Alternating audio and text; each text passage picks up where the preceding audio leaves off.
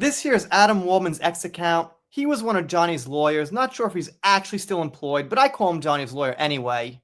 And he pitches in here on this Hollywood Vampires book that's come out about the trial.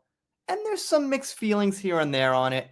I haven't read it myself, so I can't talk first person, but let's see what some people are saying. First off, Adam says, there's a fascinating Hollywood story underneath the story you think you know, and this ain't it. Books sourced by Buck and Clout Chasers serve the chasers, not the truth. And he puts the cover out there. He's got like 22,000 views. Pretty good. I'm going to assume in the entire book, it's not all fictitious and made up. They probably hit on a lot of facts and details, but it depends on how they're presenting it, whether it's their opinion or just an objective showcase of what it is or what they claim the facts are. Frank Drebin says, TV movies and tell-alls are all she has. Failed rewrites are never going to stop. The saddest part of all this shit, which is saying a lot, is the fact that she's an unrepentant, untreated abuser, a lifelong, violent rageaholic who has in her care 3 tiny incidents. I'll give Frank a heart. Malpal says, whenever I see this shit, I think to myself, she must be running out of money and desperate people do desperate things. I'm not sure exactly what they're talking about Amber or her as if she's connected with them. You never know, but there's no evidence that's the case. It's all about her ego. She's so desperate to stay relevant. Let's be honest, she likely pocketed more than $7 million she claimed she'd donate after milking Depp. Aside from her 2 loyal fans, no one's buying it. Yeah, it's a good point. I mean, she still probably has a lot of that money left over because people are speculating how she's living now in Madrid, and that could be one way. Lisa J. Comas says, the grifter Laura Bravuk is promoting it, but wait a minute. Laura's been supporting Johnny for a really long time, so I'm not sure she's grifting. She has a couple of things out there, sure, naturally, like everyone does. But you don't see her sucking up money and asking for super chats and doing live streams. She puts her opinion out there. It's about it. And all Laura really says is, there were things in the book she never knew about. Which isn't exactly a positive nor negative. So I guess this person's judging Laura on this pinned post here, which doesn't even have a whole lot of context. Nicole says, we need the real story. The only book worth reading would come from you, Adam Waldman, or Johnny himself.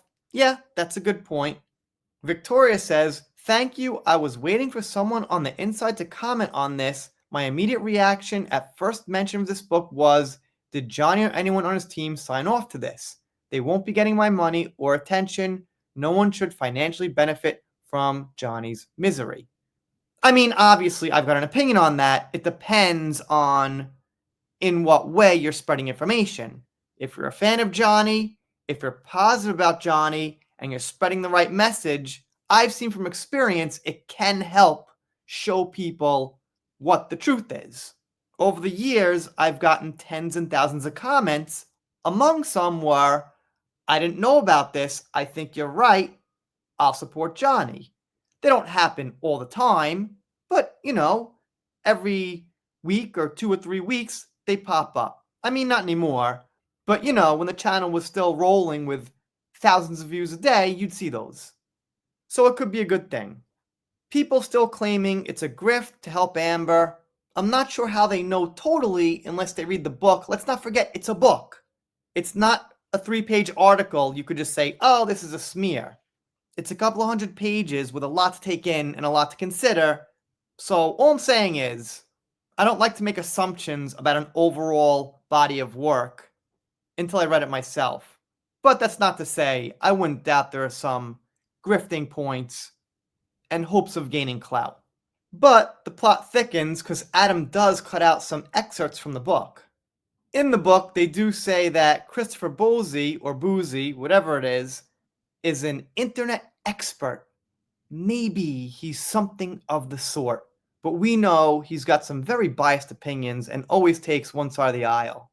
He calls out Rachel Abrams, saying she hounded online journalists, assembled a handful of national security writers at the New York Times to investigate him, and refused to answer transparently questions. So alright, looks like Adam probably did go through this book. I'm just thinking, if you haven't read it, best to not make huge assumptions. There might be some kind of disclaimer like this is just our opinion or something like that. Anyway, let me know what you think in the comments. If you're not subscribed here, consider it. If you don't, I'll be sad, but I'll get over it. See you next time.